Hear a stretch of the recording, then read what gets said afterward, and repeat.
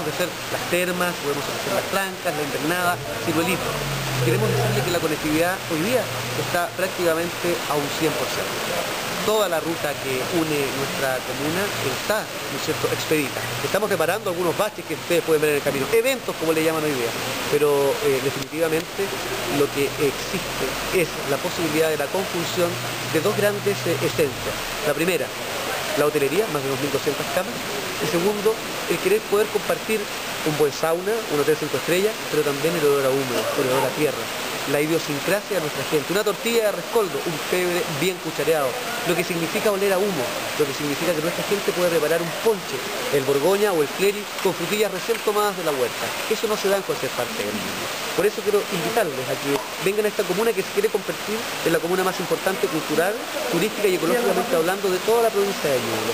Tenemos todo para aquello. Por eso, hoy día a través de Bio Bio, la radio que yo sigo, debo reconocerlo, es sin duda muy importante de poder decirles que este alcalde, al igual que la comuna no muy grande, pero sí vamos a estarles recibiendo de la mejor forma posible. El anfitrión, el alcalde, no se toma vacaciones ni en verano ni en invierno. Son los dos polos del año en que vamos a recibirles con los brazos abiertos para que nos conozcan más y puedan volver una y otra vez, no tan solo a visitarnos, sino también, si fuese así necesario, venirse a vivir.